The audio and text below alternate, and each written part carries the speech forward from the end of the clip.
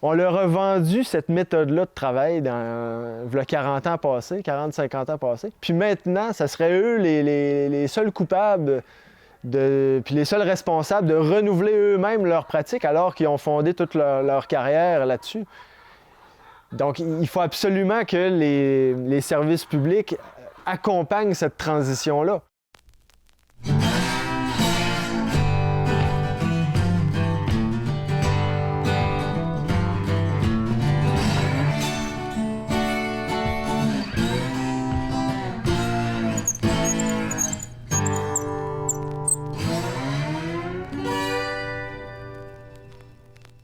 Aujourd'hui à l'émission, on parle d'un sujet assez délicat, les agriculteurs et l'environnement, plus précisément les politiques et la réglementation agro-environnementale sur l'eau, les pesticides et les élevages. Allons tout de suite retrouver le professeur Bouchard.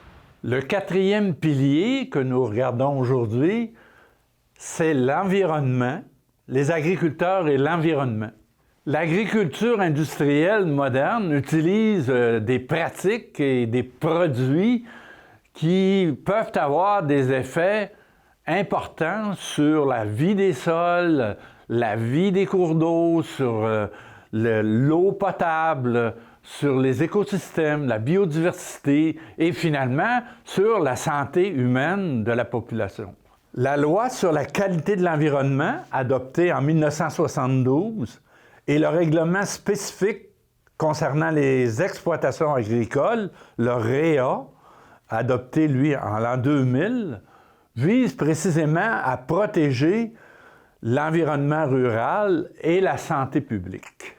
Pourquoi c'est un sujet si explosif, Roméo? C'est que même si les agriculteurs sont relativement peu nombreux, à peine 1 % de la population, leur activité s'exerce sur l'ensemble du territoire habité, de sorte que les pratiques agricoles affectent tout l'environnement dans lequel nous vivons, particulièrement l'eau, qui est un peu comme le baromètre de la pollution agricole. Et comme ils produisent une partie de ce que nous buvons et mangeons, leurs pratiques affectent aussi considérablement notre santé.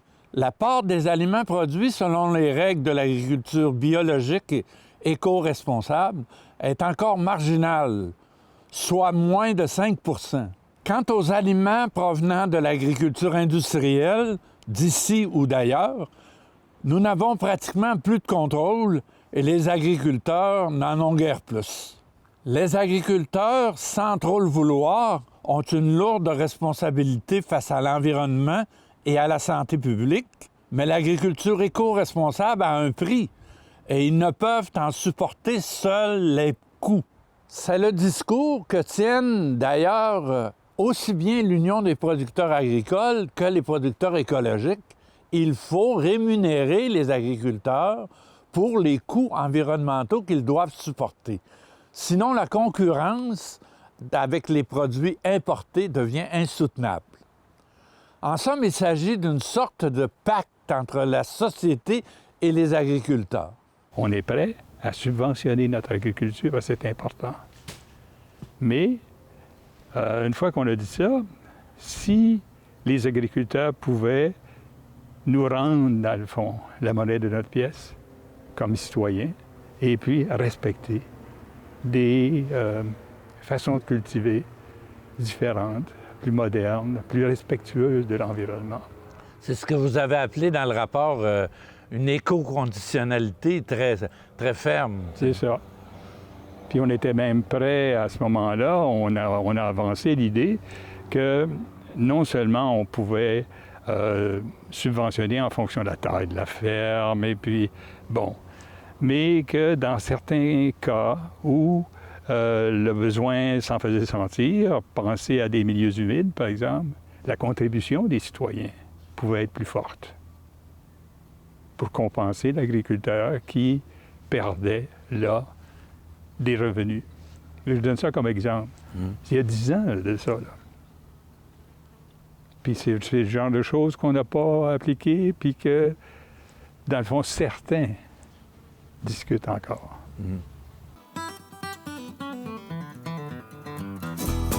Parmi les reproches qu'on fait à l'agriculture industrielle moderne pour ses impacts sur l'environnement et la santé, il y a les dommages causés aux écosystèmes, à la biodiversité, à la régénération des sols, à l'eau potable et aux cours d'eau, en raison de l'utilisation intensive des engrais chimiques, des pesticides, des semences OGM, des monocultures, des élevages hors sol, des fumiers liquides, du drainage souterrain et de l'érosion, ainsi de suite. Nous allons nous arrêter spécialement aux impacts sur l'eau, car c'est finalement dans l'eau que tous les contaminants finissent par aboutir, comme nous l'explique très bien Manon Ouellette, qui est chargée de projet à l'organisme de bassin versant Eau-Bakir. Quel est l'état de santé de ces grands cours d'eau-là actuellement, en général, là? Ou plus particulièrement tel cours d'eau ou tel autre? Bon, en fait, on est basé, nous, l'étude de la qualité de l'eau qu'on fait, on est basé sur des critères qui viennent des ministères.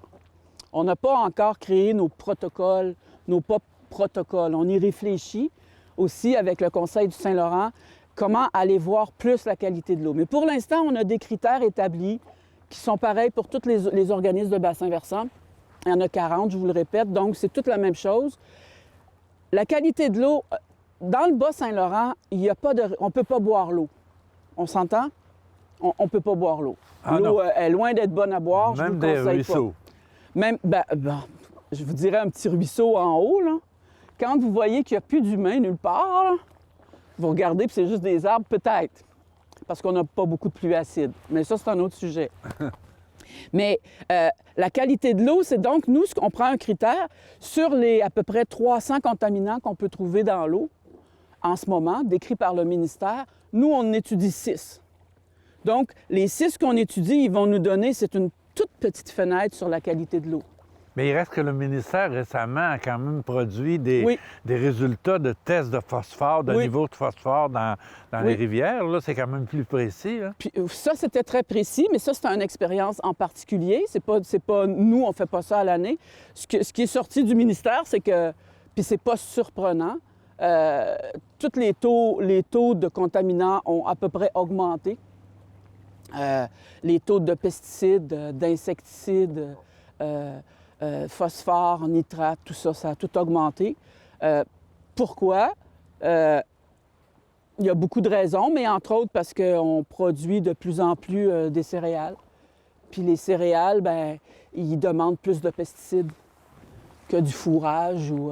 Donc, je l'ai lu, ça fait pas très longtemps, c'est triste. C'est triste de lire ça parce qu'on se dit, on entend parler de tous les problèmes environnementaux, puis là, tout d'un coup, on se dit, mais coudonc, on a fait quoi pendant ce temps-là? C'était en 2017, tu sais, que c'est sorti, ces résultats-là, c'est hier, là. Donc, il y a beaucoup de travail à faire encore. Comment qu'on va expliquer tout le monde est responsable? Fait que là, on a réfléchi, on a travaillé une bonne dizaine d'années, nous, l'OBV, avec l'Association du lac et la MRC, à essayer de faire des améliorations partout. Les acteurs de l'eau, les usagers de l'eau ici qui avaient des rôles, qui ont eu des impacts sur le lac, bon, d'abord, ce qui saute aux yeux, c'est les résidences. Hein? Les résidences, il y en a à l'année, puis il y en a juste l'été, là, mais c'est vraiment une zone de villégiature. Là. Donc, les résidences, bien, il y avait des gros rôles à jouer. Certains n'avaient aucune bande riveraine. Donc, on a quelque chose à faire là. Deuxièmement, le lac, il y a de l'eau. Il y a deux affluents qui arrivent.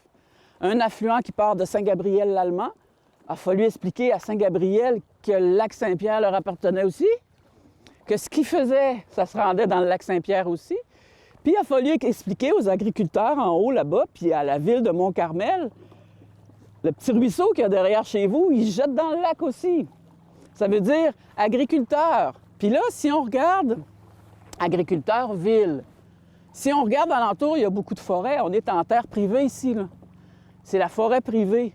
Alors, chaque propriétaire forestier peut décider de venir nous couper un beau carré dans la montagne, puis de faire une route comme ça, par exemple, en perpendiculaire au lac, Donc, lui aussi, il va nous envoyer de l'eau chargée dans le lac. En fin de compte, on se rend compte que la surcharge de nourriture qu'il y avait eu dans le lac, de nitrates, de phosphore, de matière en suspension, tout le monde était responsable. Fait qu'on a fait un plan d'action, on a fait des tables, on a réfléchi ensemble, tous les usagers de l'eau autour du lac, les gens de Saint-Pacôme qui sont sur ce côté-là, les gens de Saint-Gabriel, les gens de Mont-Carmel, les gens du lac. Puis on a énuméré une centaine d'actions qu'on pouvait faire pour améliorer la situation. Comme on le voit, il y a beaucoup d'intervenants qui ont un rôle à jouer dans la qualité de l'eau. Donc, que les agriculteurs sont loin d'être les seuls acteurs qui ont un rôle à jouer. Mais quand même, comme on parle d'agriculture dans ces émissions-ci, est-ce qu'on pourrait préciser un peu plus quel est le rôle de l'agriculture dans la qualité des cours d'eau? D'accord. Bon, oui, les agriculteurs, le monde agricole, c'est un acteur parmi tant d'autres. Vous l'avez résumé, on l'a vu, mais c'est un acteur important aussi. Tout le monde est important là-dedans. Je pourrais peut-être vous dire, énumérer 3-4 pratiques qui se font en agriculture qui peuvent causer des problèmes au cours d'eau. Oui, très bien. OK? Par exemple, je vous l'ai dit là, de mémoire, là, les gens qui font de la culture dans des zones inondables, par exemple. Ils font de la culture dans des zones inondables.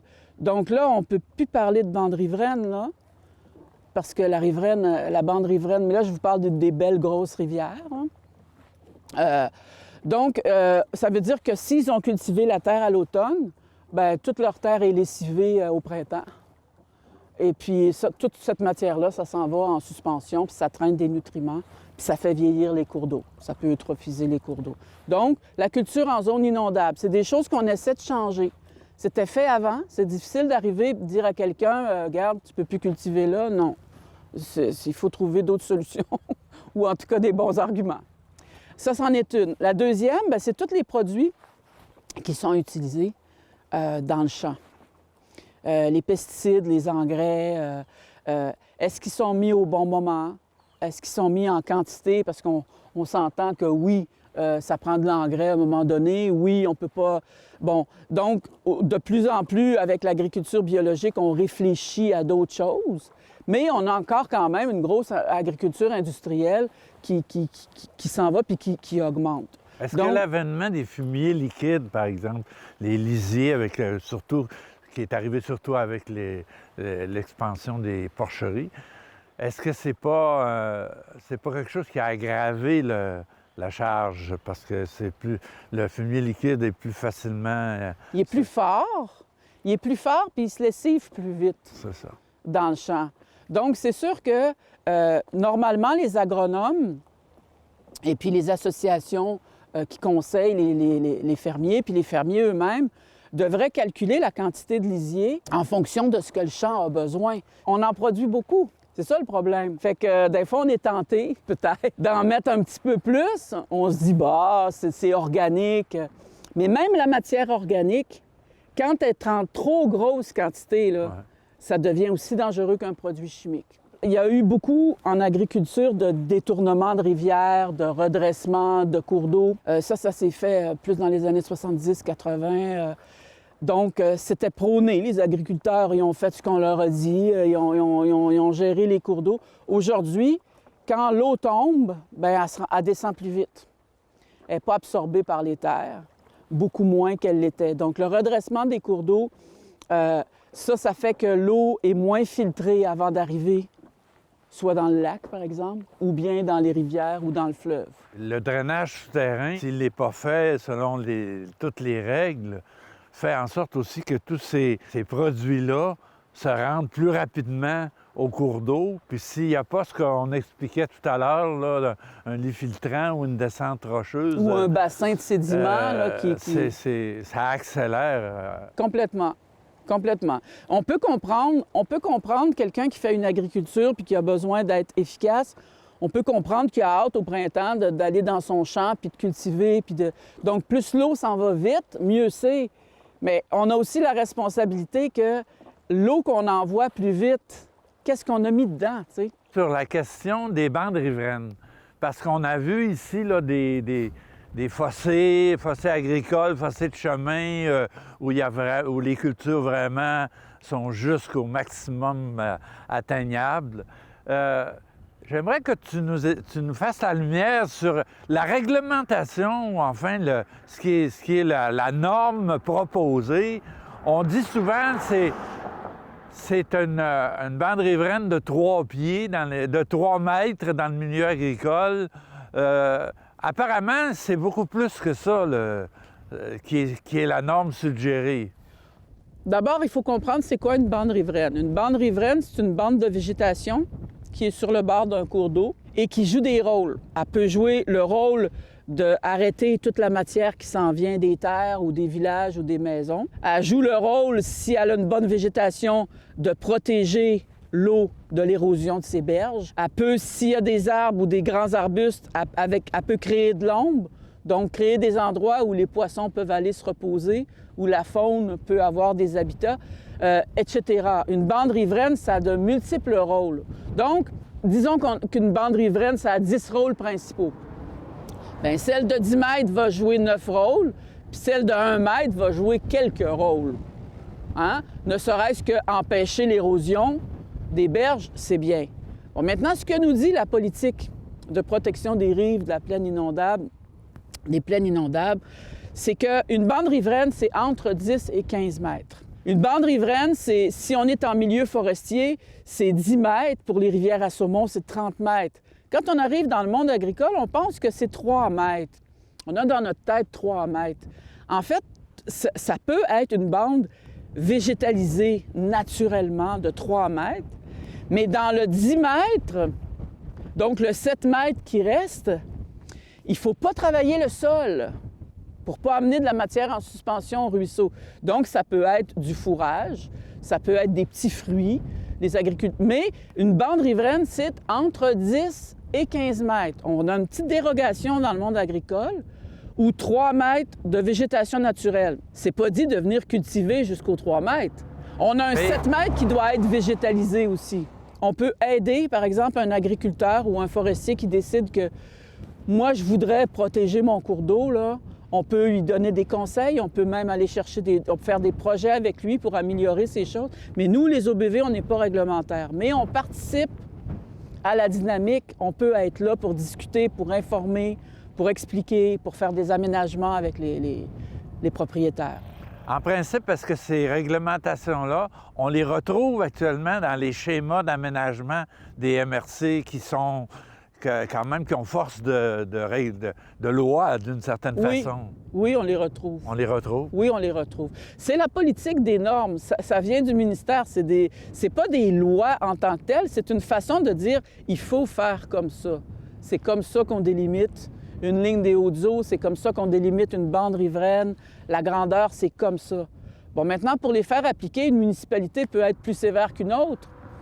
Un schéma d'aménagement d'une MRC peut être plus sévère qu'une autre. Là, ça demeure localement, là, la mise en application de la loi puis des meilleures pratiques. Et il semble aussi que ces règles-là qui sont dans les schémas d'aménagement, pour qu'elles puissent être appliquées par les municipalités elles-mêmes, doivent être transposées dans les règlements d'urbanisme de chaque municipalité. Donc, c'est un processus qui est extrêmement long avant d'arriver aux applications dans le champ. C'est très long. On ne peut pas suivre partout. Les MRC, ils ont aussi des limites. Je veux dire, il faut qu'on leur amène de la documentation. Il faut que les usagers aussi, il faut que les propriétaires soient d'accord pour en discuter. Il y a des compromis qui se font, mais c'est très long. Donc, avant de partir un règlement, il faut s'assurer que les usagers, les acteurs sont d'accord, qu'on a parlé puis qu'on a sensibilisé. Donc, il y a des endroits que c'est plus difficile que d'autres. Il y a des endroits où les agriculteurs ont pris vraiment possession de leur terre à un point tel que c'est difficile. C'est comme génétique. La terre fait partie de leur... Elle leur appartient. Oui, c'est ça. Fait que ça prend des très bons arguments pour leur dire que par exemple, l'autre côté de la Boiteau, c'est public, là.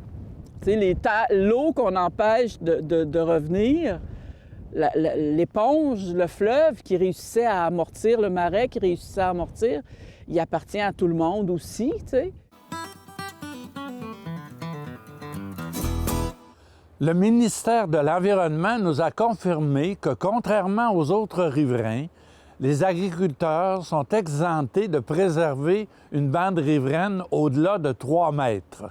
Cette norme est un minimum et rien n'empêche les MRC d'en exiger davantage. Plusieurs autres enjeux environnementaux ont été aussi soulevés, notamment les pesticides et les plastiques.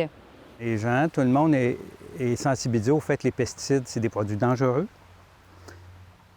et qu'on ne devrait pas utiliser des pesticides à moins d'être obligé de les utiliser. Fait qu'on ne devrait pas faire de prévention. Moi, dans les années 80, quand j'ai commencé à enseigner, là, les producteurs maraîchers, il y avait un système préventif de pesticides. Telle semaine, ils mettaient tel produit, telle autre semaine, ils mettaient tel autre produit. Il n'y avait pas de dépistage au champ. Là, il faut obliger les gens qui utilisent des pesticides à le mettre quand il y a une nécessité. C'est la première étape. Si on fait ça, on va déjà enlever plusieurs produits qui sont dangereux pour la santé. Et ça prend un contrôle beaucoup plus serré à ce niveau-là. Et comme on le voit présentement, il ne faut pas que ce soit le vendeur qui te fasse la recommandation. Oui, ça, c'est le pire. Mais en bio, nous autres, on a amené un point de vue indépendant sur la fertilisation. Dans les années 90, les gens ne savent peut-être pas, là, mais les grilles de fertilisation que les producteurs utilisaient venaient des compagnies d'engrais. C'était eux autres qui déterminaient c'était quoi les besoins et comment répondre aux besoins. Que le fumier ne valait pas cher dans ces grilles-là. Puis c'est en bio qu'on a décidé, qu'on a démontré que le fumier pouvait faire pousser des céréales. Et là, les grilles ont fini par changer. Donc, il faut démontrer qu'on est une alternative. Quand on a une alternative, là, on l'impose. Est-ce qu'on peut maintenir des monocultures céréalières sans pesticides? Non, je pense qu'il y a des systèmes de culture qui, à terme, vont devoir être éliminés ou modifiés ou, en tout cas, changer substantiellement. Mais les herbicides, moi, je ne vois pas comment le conventionnel pourrait se passer d'herbicides à court terme. Ça pose du même coup le problème des OGM, qui la plupart du temps sont pour permettre les herbicides. Parce qu'en bio, le plus cher à produire, ce qui coûte le plus par rapport au conventionnel, en dehors des engrais azotés, c'est les désherbants. Le désherbage mécanique coûte beaucoup plus cher que le désherbage chimique. Que le producteur conventionnel a un avantage économique important parce qu'il utilise un herbicide. Mais juste utiliser l'herbicide, faire des cultures tout le temps payantes, basées essentiellement sur l'herbicide, c'est ça, je pense, que la population n'acceptera pas. Moi, je pense que les gens sont rendus là. Utilisons un pesticide quand c'est sûr qu'on a besoin. On a fait un dépistage. Il y a quelqu'un d'indépendant qui a fait la démarche. Et après ça, on va améliorer les techniques de production. La robotique s'en vient, là. En maraîcher, là, j'ai vu des robots, moi, qui fonctionnent à désherber mécaniquement, électrique, autonome. Tu le mets sur le rang, puis tu as une petite chose qui va puis qui détruit les mauvaises herbes sans toucher à ta culture. Les gens en bio, au lieu de faire venir des gens du Sud qui payent assez cher, je vous prédis, dans 10 ou 15 ans, les fermes bio vont être toutes sur des robots comme ça en maraîcher. Et ça, c'est écologique. Et les herbicides, à ce moment-là, quand tu as une solution à peu près équivalente comme prix, tu ne peux plus justifier de prendre des pesticides quand tu as une solution économique qui fonctionne. Les plastiques qu'on utilise, c'est des plastiques pour faire de l'occultation, qu'on appelle, qu'on dépose au sol un certain temps, qui tuent les herbes indésirables, puis qui permettent que le sol soit prêt à recevoir des semis ensuite. Et c'est des plastiques vraiment durables, là, qu'on achète comme des plastiques d'ensilage, là, qui peuvent durer 10 ans, qui ne vont pas se décomposer en petites particules. Et moi, ça a beaucoup diminué la nécessité, justement, ça fait partie du fait que j'ai plus besoin de passer avec des machines dans le jardin, puis que je revire plus le sol pour défaire la structure ou déranger les micro-organismes, parce que j'ai pas besoin d'enlever des herbes qui ont poussé, parce que pendant qu'il y avait le plastique noir, bien, ça me donne le temps de préparer mes semis ou d'attendre la bonne date de semis sans que les herbes poussent. Puis je dirais aussi par rapport à prendre soin de mon corps physique, là, de moins bêcher pour rien, de moins... T'épuiser. Oui, c'est ça. Ça permet de trouver cet équilibre-là aussi, là, je dirais. Puis les plastiques sont pas là toute la saison. Ils sont là au début ou à la fin. Puis au mois de juillet, il n'y en a plus. Là, puis tu les récupères, puis tu les utilises pour les autres années. Oui, c'est ça. Et en même temps, je suis d'accord que c'est pas beau à voir puis que c'est du plastique. Puis, ouais.